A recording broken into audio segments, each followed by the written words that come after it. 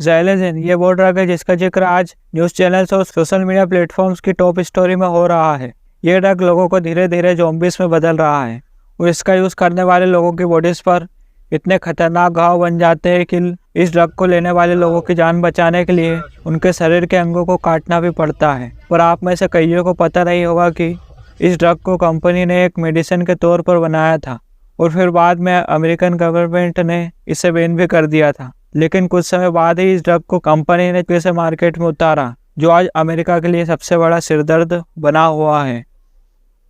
बात है साल 1962 की, जब कंपनी ने सबसे पहले ज़ाइलेज़िन नाम के ड्रग को पेन रिलीफ और इंसानों की बेहोशी के लिए मार्केट में उतारा था। लेकिन जब इस ड्रग को इंसानों पर इस्तेमाल किया तब डॉक्टर्स को पता चला कि यह ड्रग पेन रिलीफ देने के साथ साथ इंसानों के ब्लड प्रेशर और हार्ट रेट्स को भी कम कर देता है, क्योंकि ज़ाइलेज़िन एक ऐसा एडिक्टिव ड्रग है जिसके ऊपर नेलेक्सोन, जो अक्सर नशीले पदार्थों के असर को कम करने के लिए यूज़ किया जाता है, उसका भी कोई असर नहीं होता।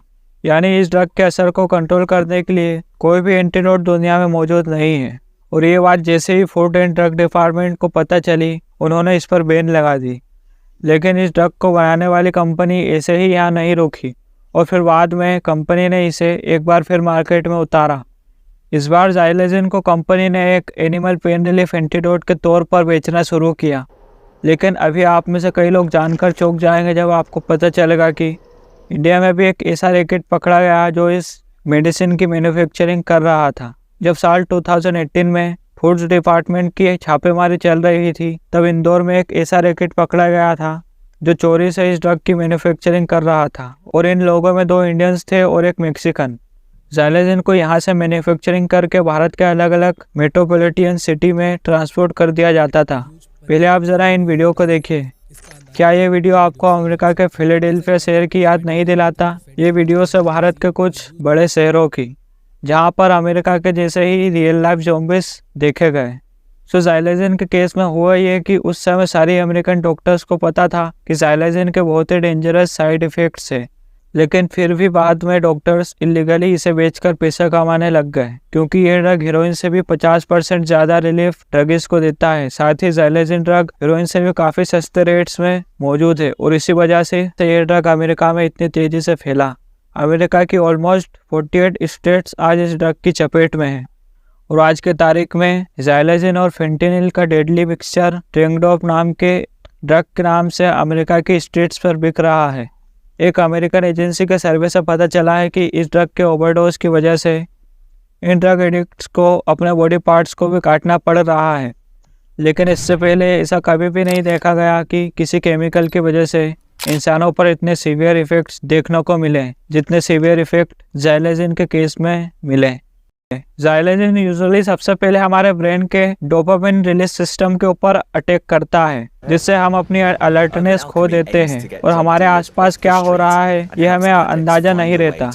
जब एजेंसी का सर्वे हो रहा था तब उसमें एक टैटू आर्टिस्ट थी ब्रूक पेडर।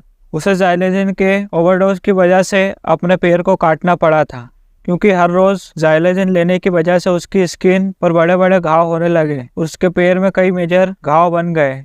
इस इन्फेक्शन को शरीर में और फैलने से रोकने के लिए डॉक्टर्स को मजबूरन उसका पैर काटना पड़ा। लेकिन इतना सब कुछ होने के बाद भी ब्रूक रुकी नहीं, बल्कि उसकी ज़ाइलेज़िन लेने की लत और अधिक बढ़ गई।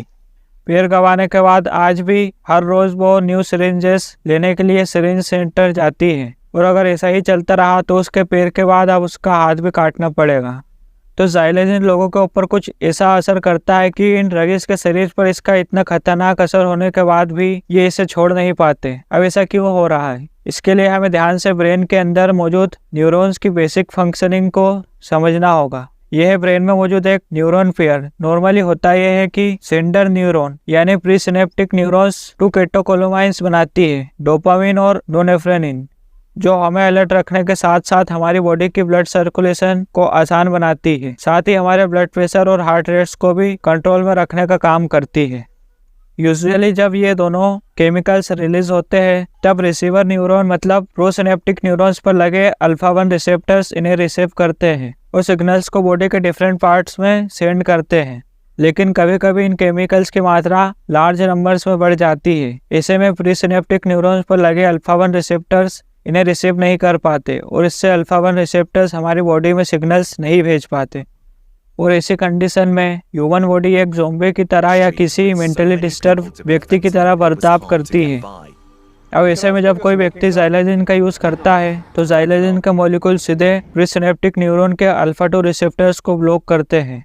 इसी कंडीशन में प्रीसिनेप्टिक न्यूरॉन्स केटोकोलोमाइन्स का प्रोडक्शन रोक देती है, यानी अब केमिकल्स का प्रोडक्शन ही नहीं हो रहा। ऐसे में ब्रेन की सारी फंक्शनिंग ही रुक जाती है और फिर वो आदमी इस तरह से बिहेव करने लगता है कि वो एक कंप्यूटर की तरह हैंग होकर खड़ा रहता है और इससे लोगों को उनके आसपास क्या चल रहा है उसका कुछ भी पता नहीं होता। अब आई होप आप समझे हो कि ज़ाइलेजिन ड्रग का यूज़ आखिर कितना खतरनाक है।